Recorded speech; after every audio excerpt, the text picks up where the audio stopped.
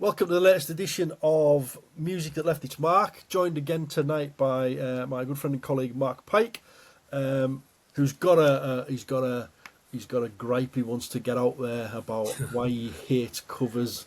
So we're going to talk about covers. How are you doing, Mark? All right. Good, mate, good. Cracking on, one step in front of the other, all that sort of thing. Nice to have But you back. Nice to have you back chatting, mate. Always good nice to to have a be chat here, with you. man. Yeah, Oh, as brilliant. always, always, always. But So I know we've had this conversation. We face to face. We've had this conversation over coffee and lunch and things, and about covers and are there, can anybody do justice to a cover? What you saying? What you telling me? wait, I have sort of a couple of ways to look at this, Michael. To be honest with you, I sort of look at covers as if, like, you cheeky git. Why don't you just write your own stuff? That's my first sort of reaction. But then I sort of do have that sort of opinion. And I know you said it, and I get the idea that, like, it maybe brings it to a new audience. Yeah, I get that.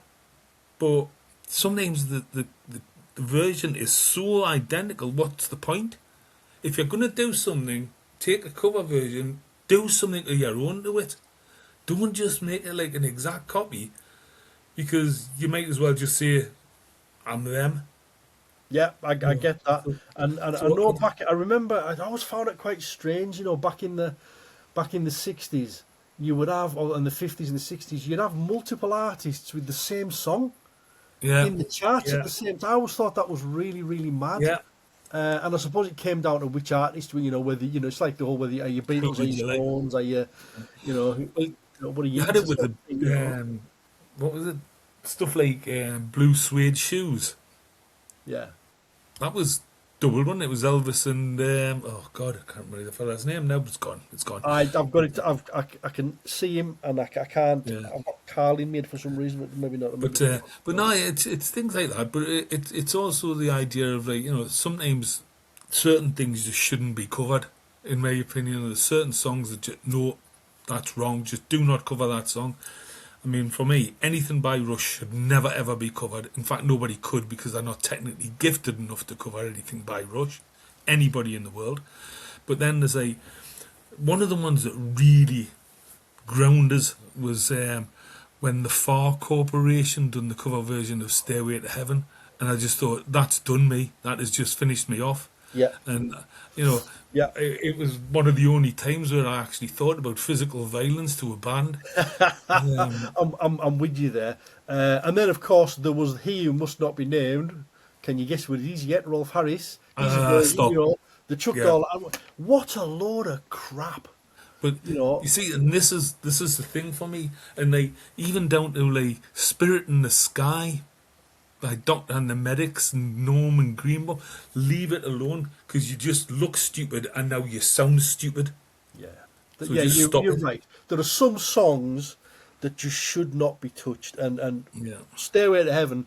I mean, I know there was the live cover with the girls from Heart. Heart and things, and like Zeppelin kind of moved them to tears. Robert Plant Yeah. and what have you But not. But but I don't think, you see, that wasn't a cover to me.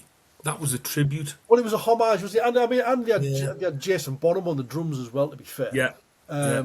so there is an element of, because obviously he's played it live with them as well in the past. So yeah, I'll write a homage or a tribute, if you will. So you're right. There are some songs that should never ever be Yeah. touched. But I But mean, you've if you go the other way though, there's the ones that definitely shouldn't be touched, and not my sort of music, but and two great artists covering it, but so badly, in my opinion, was Dancing in the Street. Oh, I mean, Uh, I'll allow it because it was a charity song, but it was a caricature of a song, and they were I mean, and Bowie, come on, we're talking God team musician here, you know, yeah, the man was a genius. Um, I mean, no, disappointed, just disappointed. no. So it's that sort of thing that sort of grinds us a bit. But as I say, I can see certain things, and we talked about one the last time we was on, when I talked about New Dad doing Just Like Heaven by The Cure, Yeah, which is superb, absolutely superb. But there's a different tone to it. There's a different feeling to the song, even though it sounds very similar. there's just her voice changes the way it comes across, and I like that. So I can cope with certain ones, but there's certain ones just sorry. So there you go. But these ones I've sort of picked out. I just think there is something about them, and either I think they're either better than the original, or they do something different. Okay. Oh, and my wife's trying to sneak round the corner here with a cuppa for us. Hey. Hello, Yeah. Jack. Hey, Michael. Hi, how you doing? Hang No, on, no sugar Mary. for me. I'm good. Yeah. Thanks. She was trying to hide there because she was dressed for bed. That's all right. Well, it's getting there, mate. It's getting to that time of night. So let's go through yours, and then I've got a couple because I've had to think about this as well. And you're right in what you say. You're right, but I've thought about the covers that I like. They are different from the originals. So Yeah. So come on, let's what you got for us? Right. First one is by Adele, not the cover, but the original. Adele from I think it was it 2011 album that you'd done. The song was "Rolling in the Deep," and it's funny because I remember the first time I heard it, and hey, the girl can sing. She's a chanter. Oh, She yeah, can do a job and all that. And I appreciated not my sort of stuff normally, but I appreciate she can sing, and people like her, but not my thing. But when I heard this song, I actually remember turning around to my mates one night and saying, "You know what? Is somebody could do a really good rock version of that." And then a few years later, it was my first gig after lockdown at Newcastle Academy. So the old picture house on Westgate Road, and first one after lockdown, and was Blackstone Cherry, and they played it, and I just thought, you know, it is. I am a seer. I see the future, and and to be it's just got that hard edge to it that makes it a bit different, makes it a rock song, and when you actually listen to the Adele version, you can see why it would be pushed to be a rock song. So to me, I mean, like I say, I wouldn't call myself an Adele fan for sure. But she writes songs that, you know, if they're on the radio, or you're in the car or whatever, you can sing along. You get, you know, the lyrically they're straightforward, they're not technical, they're just good quality songs, and you can see, you know, and that is one that's probably up there with one. You know, I'm a big Bond fan, so I do like Skyfall. Yeah, But that and Set Fire to the Rain, which has got a very similar sound good to it. song. That's a good But song as well. You know, nice key change in it, and you can, you know, when you're driving along and you're air drumming, and you can get into it. So, and I'm disappointed. I've seen Blackstone Cherry twice, Yeah, both before lockdown, to be fair, and I've not heard their version. But as always, there will be a playlist linked, and I'll give that a listen because yeah, good think song. the one I'm sort of alluding to is the live version, Yes, and yeah. it's something that you've just said there, which actually nails it. You nailed it because it is one of them songs you can sing along to, and he actually does it when it comes to the chorus where he says "sing it," and the crowd sing the chorus. Now this is a rock crowd singing an Adele song. You don't need to be an Adele fan to know the song. No, It's on the no. radio. You get when, you know, when a good we'll call it pop. When a good pop song comes out on the radio, it gets spoon fed to you 24/7 when it comes out, and then it charts, and then it gets onto the regular, you know, first playlist on the stations. So you make, you know, if you've got the car radio, if you're driving for 4 or 5 hours doing a road trip or whatever, you're going to hear it 3 or 4 times Yeah, because it's on the playlist. You get a couple of shows, they're going to play it, and it's not offensive. So it gets lodged in your psyche. yeah, you're probably right. And it's good that, like you say, that you can throw it at any crowd and they'll sing it back. Yeah, you get to sing back. For me, with that one, that's one of the songs where I don't have an issue with it. I don't have an issue with the original. Yeah. And I think what they've done with it is substantially different enough to make it a decent song. Yeah. I'm not saying it's one of Blackstone Cherry's best. It probably isn't. It's not. Don't blame it on Boom Boom or anything like that. Yeah. But but it is just something there that's sort of like, aye, that's a decent shot at that. Like, I quite like that. Yeah. And as I say, with my opinions on cover versions, it's got to have something. Yeah. So, Absolutely. Yeah. It's just a canny chant along song. That would be what we called in the town. If I was sitting in Trillions and that came on, we'd say it's just a chanter. It's just a chanter. You chant along. It is. It's one that gets a place going, isn't it? It's one of them. Yeah, and I think as well as it throws that memory of actually being back in amongst gigs as well, hearing the song and Excuse me. thinking, "Oh, brilliant! There we are. I'm back. Yeah. I'm back amongst it again, Happy day. and I'm listening to Adele." Wasn't expecting that. Yeah. Very good. Cool. Nice. Good song. Good shout. Yeah, Second one on your list. yeah. Yeah. Funny one. This one, isn't it? You know what it is? There's a lot of people have done this. A lot of people have covered Jeff Buckley, covered Leonard Cohen's song. Jeff Buckley to me is the best. It's different enough, but close enough. Yeah. Obviously, his voice is so much different to Leonard Cohen's. So we're talking about Hallelujah there, of course. Yeah, Hallelujah. Sorry, yeah, No, Hallelujah. you're all right, man. You're all right.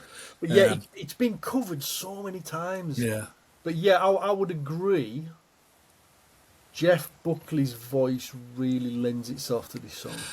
I think as well. It's the way the guitar works as well. It sounds as if it's being played in a real sort of empty room, and a sort of echo sort of effect, and it's as if he's just picked his guitar up and started singing because he's breaking his heart about something, you know. And the whole song itself, I sort of, when I first started hearing it, I started looking into what the song was all about, you know, and what it was, and it's got so many symbolic parts to it. I mean, it's so religious in what it actually is. I mean, there was what was it? She broke your throne and she cut your hair, which referenced obviously Delilah and Samson. Then there was was the Holy Dove moved in you, which is a Immaculate Conception sort of reference and all that sort of stuff. And it was, he obviously had a lot going on in his head at the time.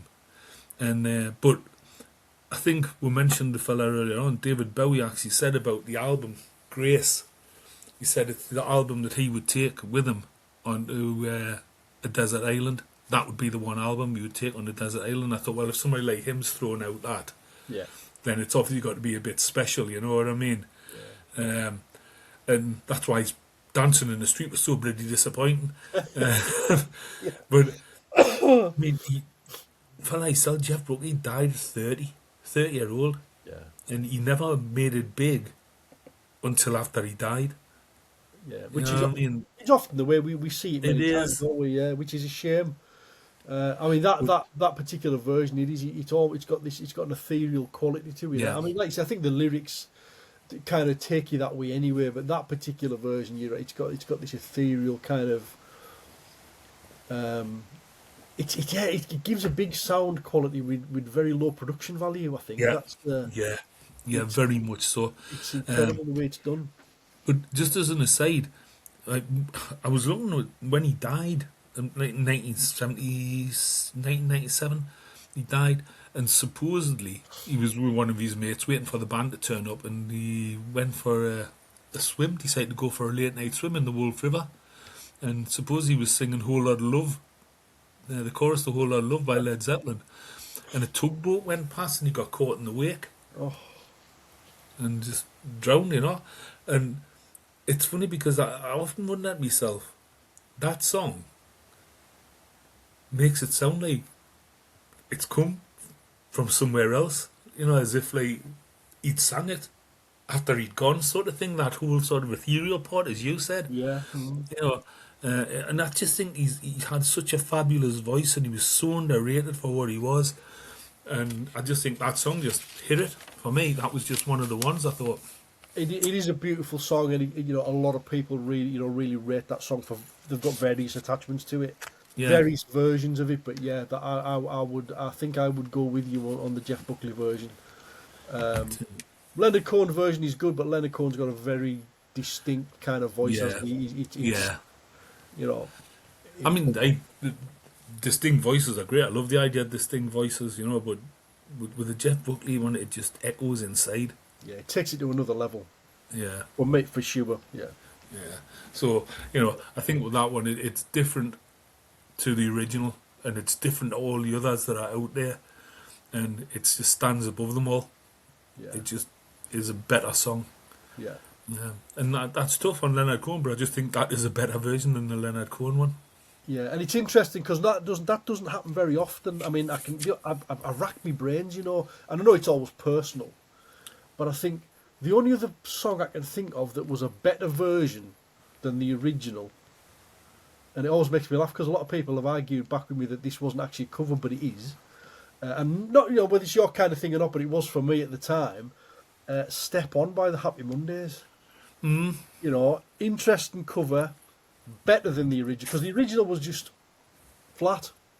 It was just a very, very flat song, and obviously, Sean Ryder is not the most gifted vocalist in No. the world. No. Um, I but can see where you're coming from.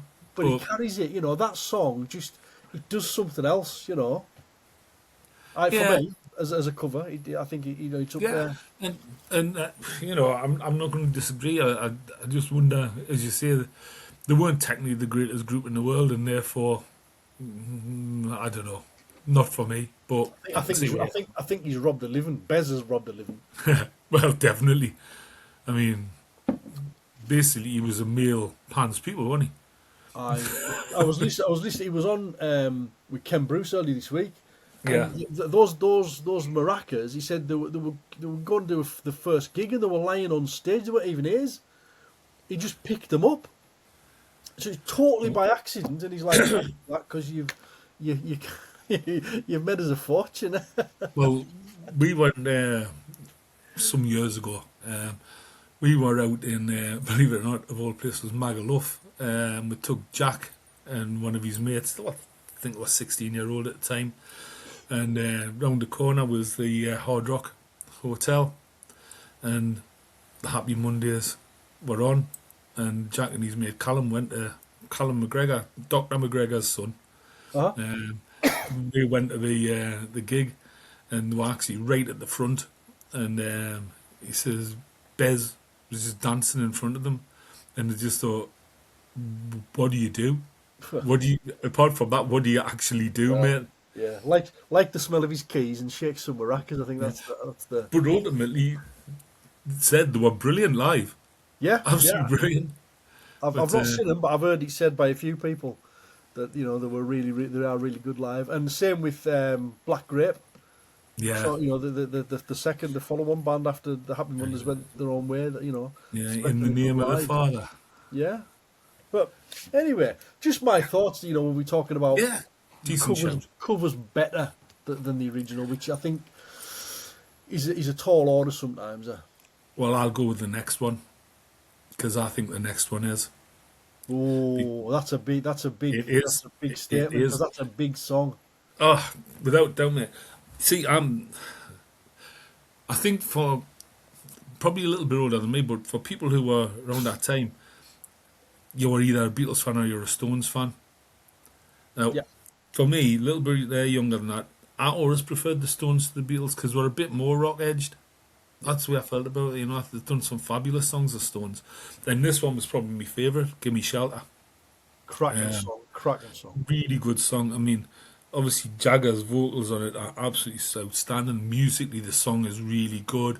The meaning behind it all, as we've learned, like the horrors of Vietnam, just a shot away, all that sort of stuff. It's got some real vivid meaning to it. It's really sort of got a cut to it, and the guitar work is that solo that hits in the middle. Not technically the best, but it just works. But then on top of that, there was Mary Clayton's voice Yeah. as the backing, which was absolutely stonking. And yeah, I can see why people would say, "Oh no, you don't get better than that." But I think that Stone Sour the version that they do is just absolutely incredible. I mean, Corey Taylor from Slipknot, which is you don't sort of compare what he does with Slipknot, what he done with Stone Sour and his own stuff. I mean, bloody hell, Corey Taylor. Listen to him do the theme for SpongeBob SquarePants. Yeah, I've seen that a couple of times. Absolutely superb. But Corey Taylor doing the vocals, and I think he's got a really, really strong voice. But then, just to top it off, he gets Lizzie Hale in to do the backing vocals on it. I've seen Lizzie Hale with Hailstorm, and she is a remarkable singer, absolutely remarkable.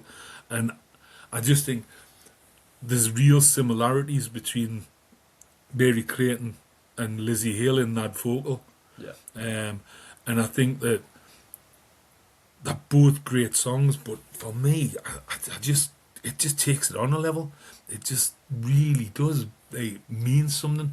And maybe I'm a bit biased because I really do like Corey Taylor. I really do like Stone Sour. The Corey Taylor solo stuff, acoustic wise, brilliant. And maybe that's my personal. And then I think as well, maybe it's because the production values are so much better now. Yeah. Potentially, yeah. And maybe that makes a difference to it. But I just think it's such a good song. Well, Hands Up again. It's a version I haven't heard. Whenever I think of I'm obviously familiar with the song for many, many years. Like you, I'm quite controversial. I've said it before. I think the Beatles were overrated. Yeah, I do. Certainly John Lennon.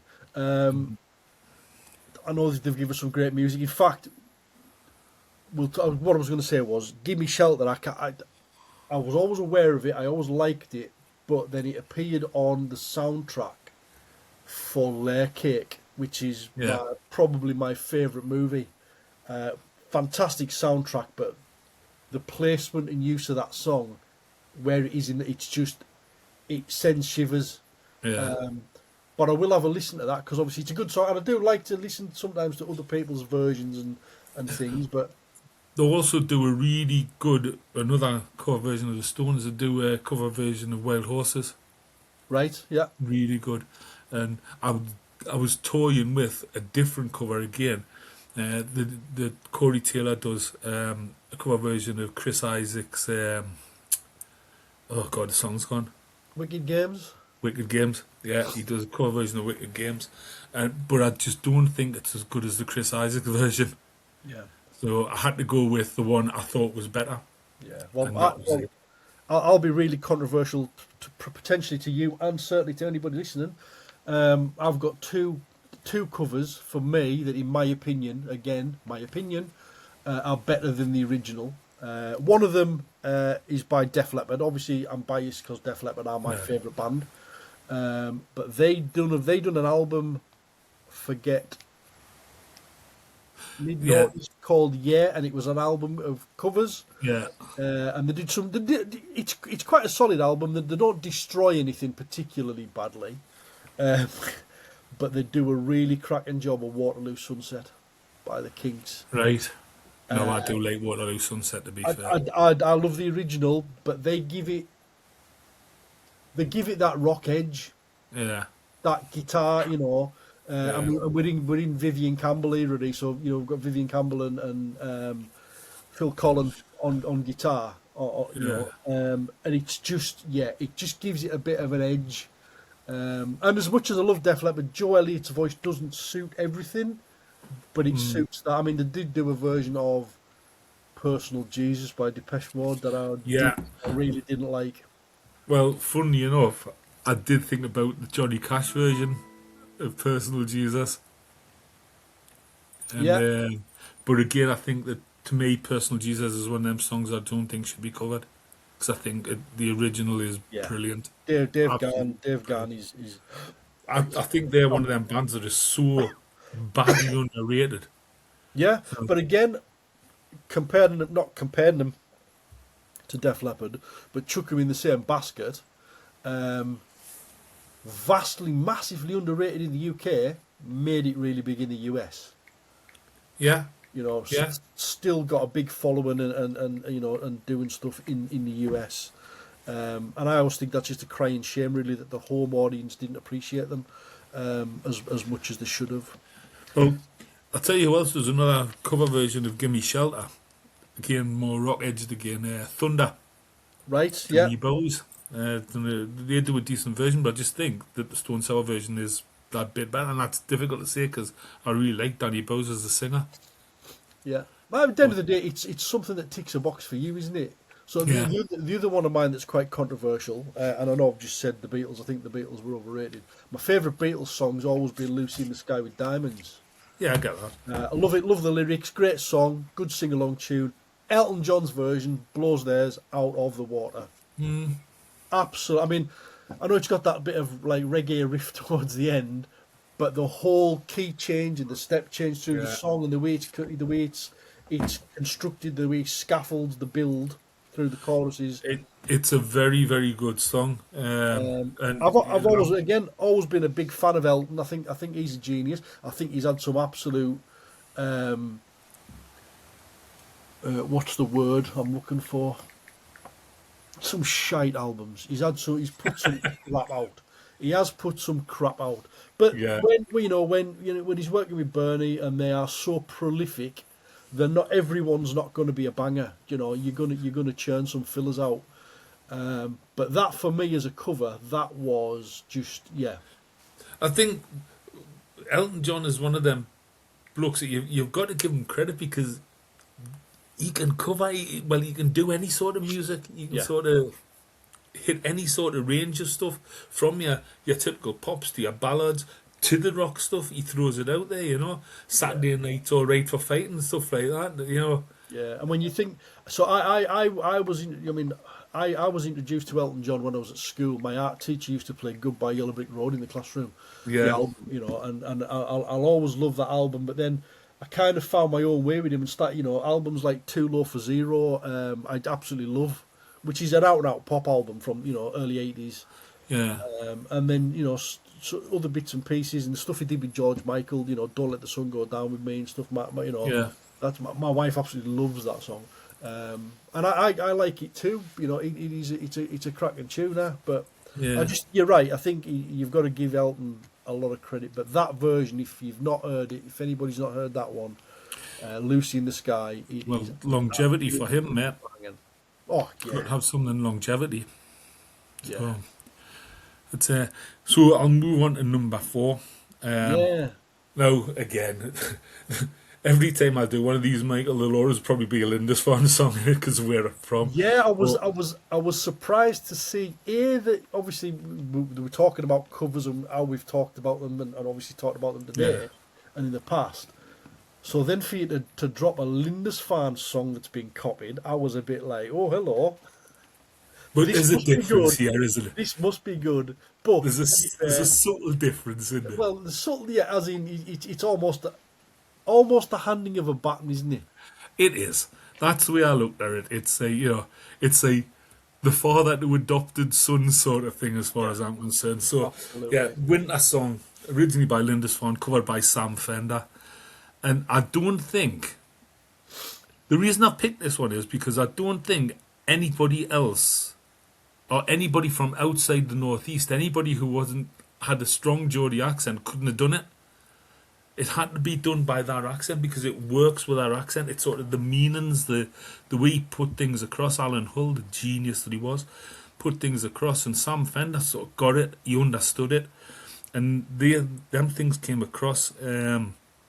It's that full feeling of it's like it's not an anti-Christmas song, but it's a reverse Christmas song where Christmas songs are sort of cheerful and happy and all that sort of stuff. Allegedly. And I led you. And this goes the other way. It's sort of trying to get across the idea of like, listen, remember what it really is about. It's not just about like have presents and all that sort of stuff, and and Merry Christmas everyone, and I wish it could be Christmas every day. This is about, are we remembering for social responsibility all those people who are by themselves, all those people who've got nothing, the homeless, the gypsies who are like always getting turned away from wherever they're going to be, they don't have anywhere to stay, even down to like the completely vulnerable people and sort of saying like it's so easy for us who've got a little bit, and I'm not saying we're all rich and all that Oh sort of no, stuff, no. but who've got a little bit to turn around and say, well, yeah, it's winter and it's horrible weather and it's cold. I'm just going to tuck myself up in bed.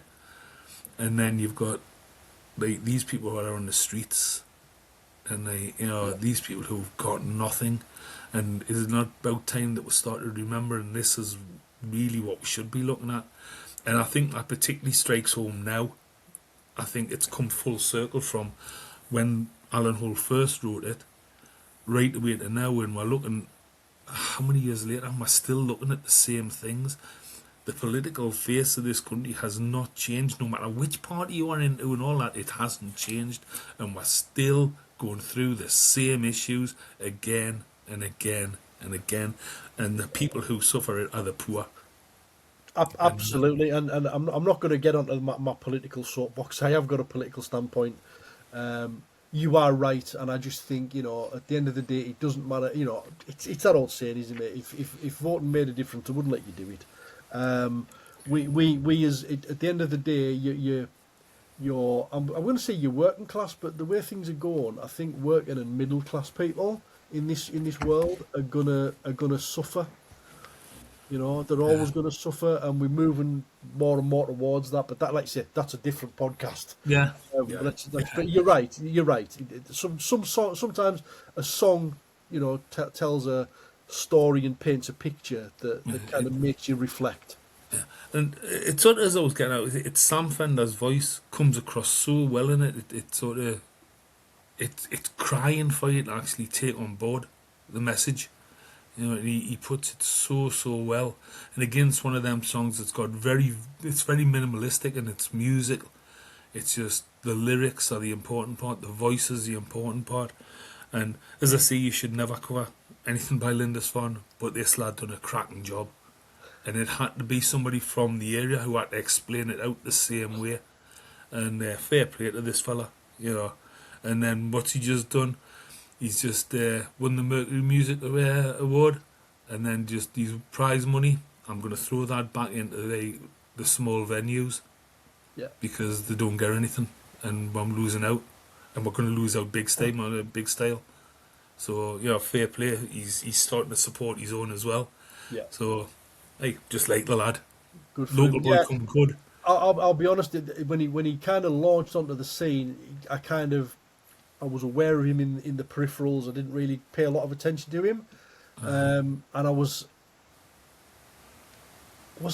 think I was in Stirling, and there was a local duo doing covers and things, and they did a cover of a Sam Fender song, 18 Going Under, Yeah, and I just listened to it and I thought, I've heard that song before. I've heard that and I like that.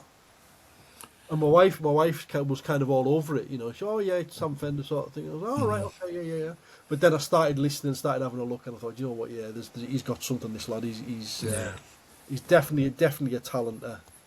Oh, I'll tell you what my highlight for him was, and I know this will upset you, mate, but when Newcastle beat Liverpool in the cup final, Don't upset me, mate. Doesn't upset me.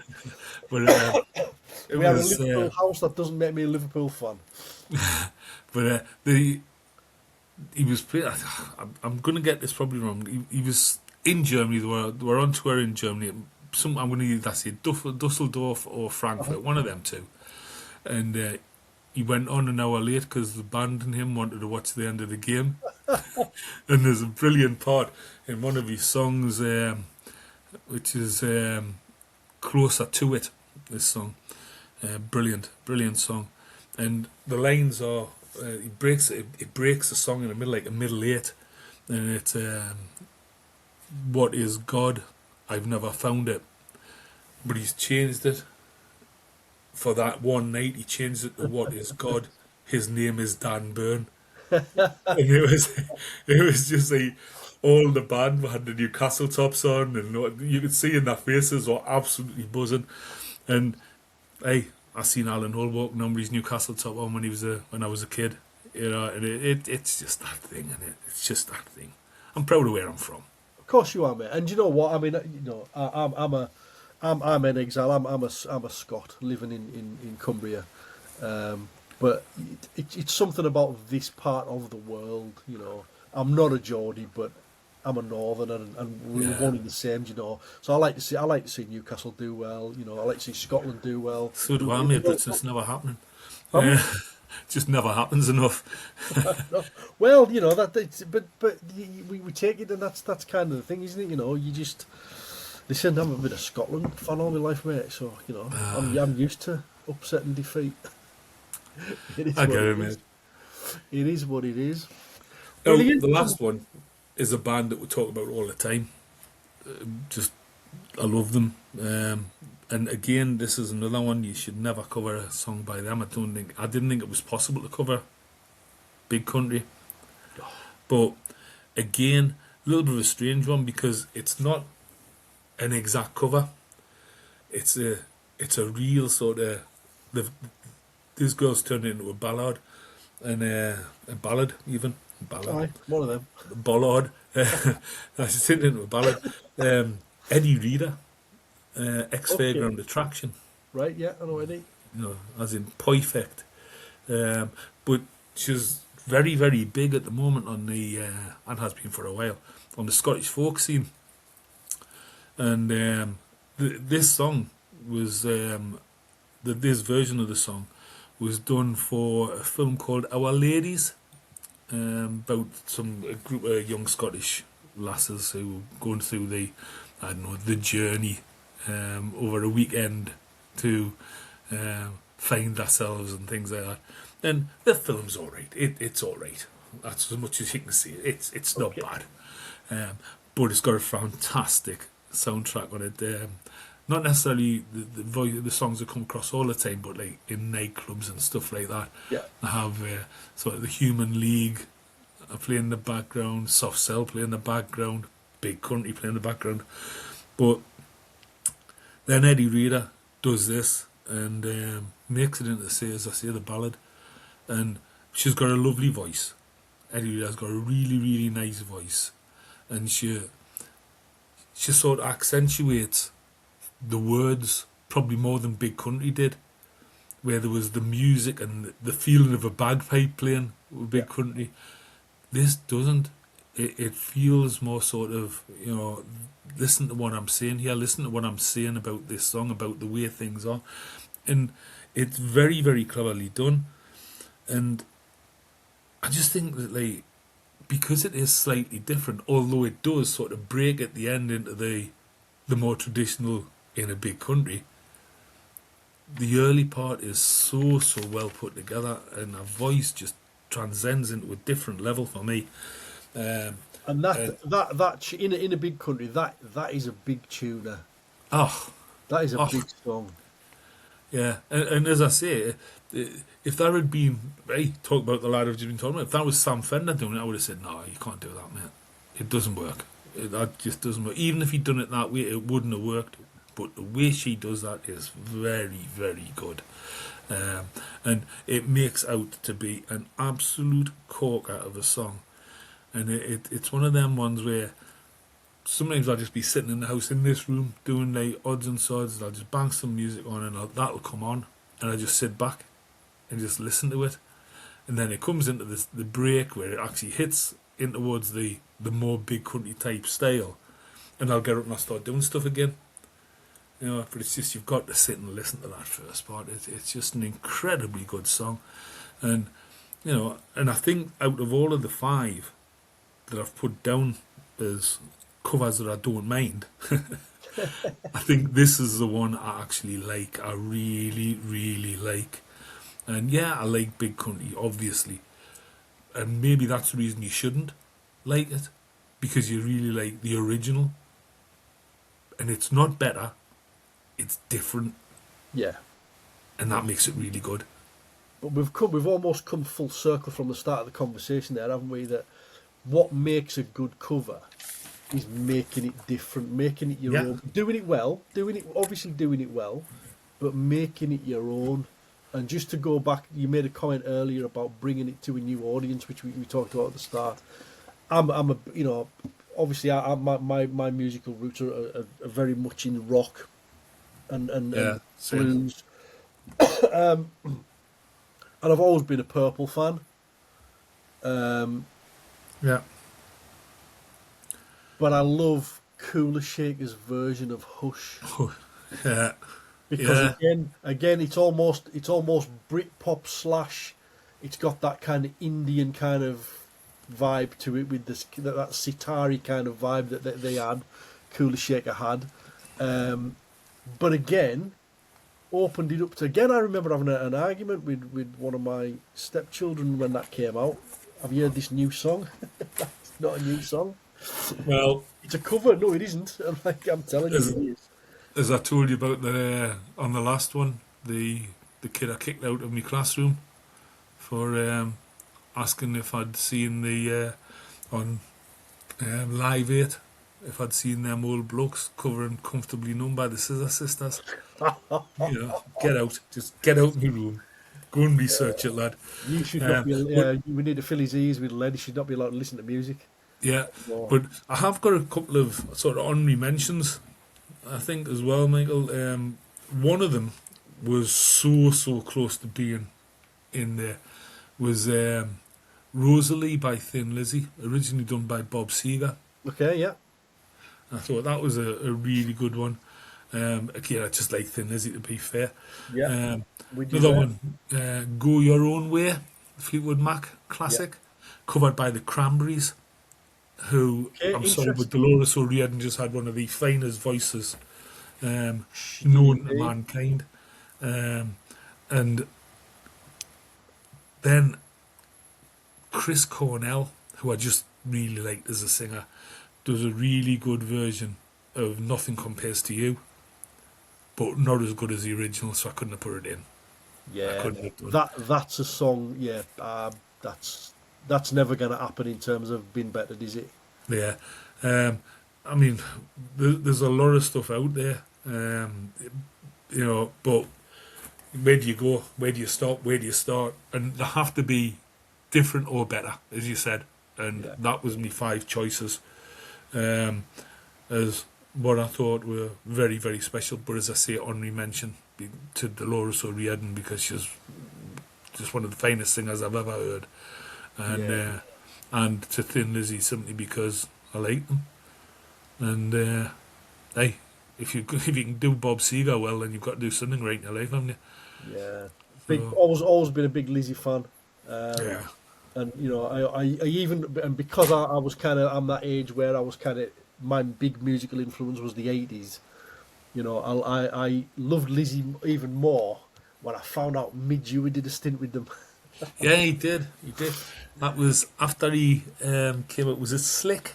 Yes, I Slick. You are the first person that I've ever spoken to who can remember Slick. Yeah, Forever and yeah. ever. Love that song. Love it. But I mean, there's one more actually I thought about. Jane's Addiction. Now they're a really sort of, you either like them or you don't. They're your Marmaid band, and I don't know, I just do like them. But they've done a cracking version of Sympathy for the Devil.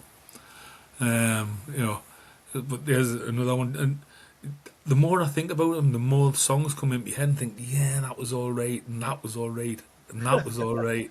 But But so he's all right enough maybe though. I'm not against cover versions. Maybe it's just got to be the right one.